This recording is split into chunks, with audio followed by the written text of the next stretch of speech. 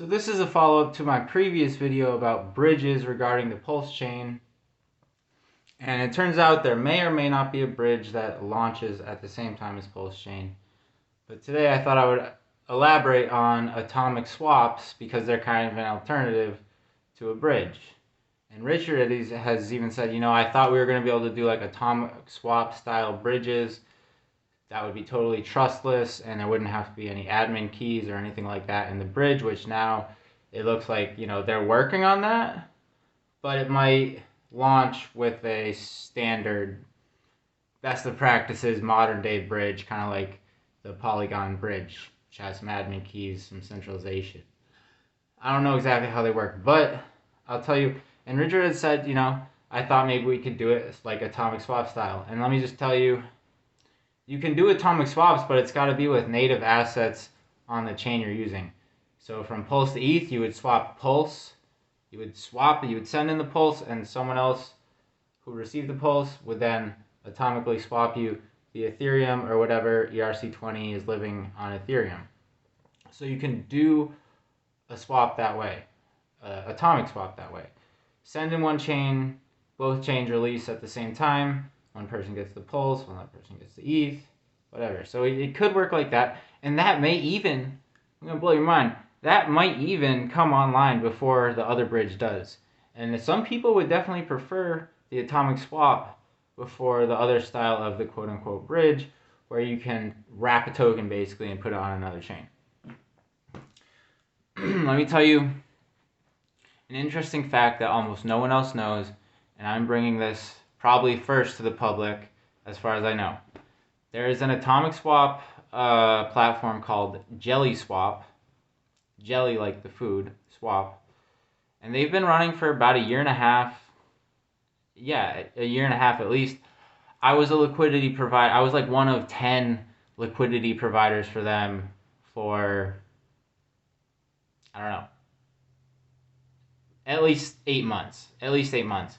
Back in early 2020, I think I was doing this. I was a liquidity provider then. They had good incentives. They were paying like 1% per month interest on all your assets, plus you'd be making fees.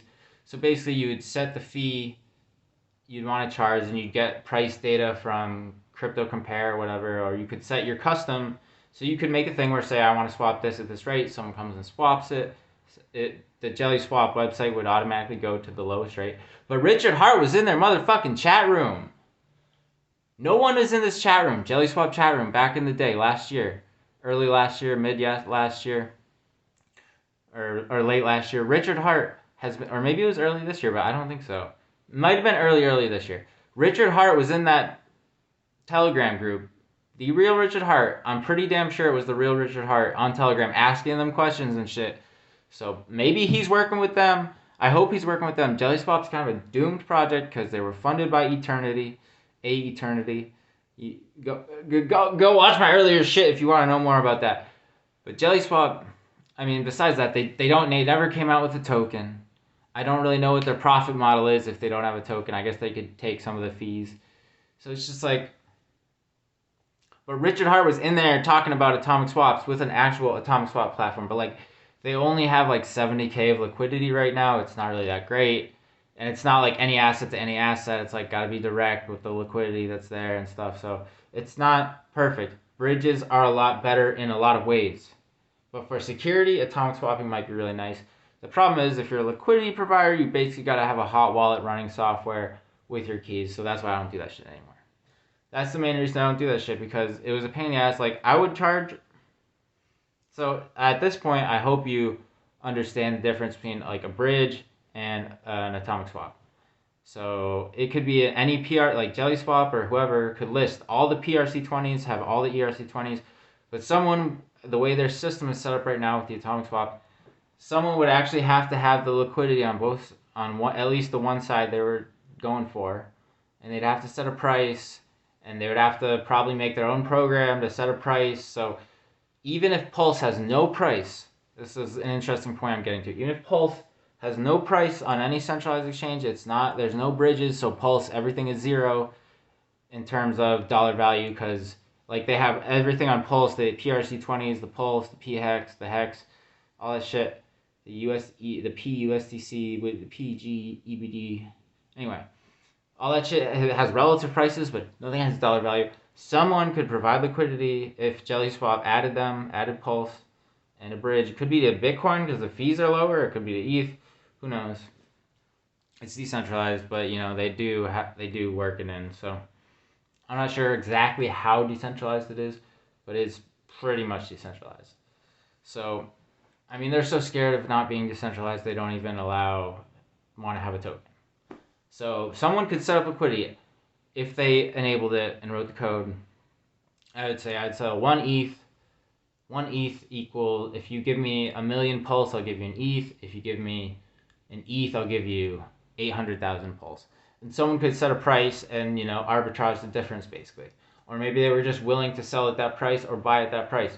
So, you know what I'm saying? They can set their own fees. Someone could set a price, and that liquidity, as long as that liquidity was available, that would kind of be the price. But, you know, liquidity, price, market cap, all that's a separate issue. I might talk about that in another video. So I hope I haven't bored you too much, but, you know, so maybe in another video we'll talk about the market cap fiasco with Nomics. Personally, I don't think Nomics is like bad people. That's the way I come off it. I know some people are what they would call hyenas, and are like, oh, you fucking disrespect X. You act like our friend, now you disrespect us. But I think, you know, yeah, they need to look at individual coins individually, and it's more of a ranking site. And the market cap, do you count all the OA's coins? The 88% is kind of centralized in one point. Like, do you count that? Yes, I think it should be counted, and it should be also counted in other metrics, and we have this weighted. It doesn't even have to be one. It can be like a lot of different metrics, not just market cap's not really the best one. All these metrics and combine that and have a unique thing. But either way, Hex is up there, very big crypto.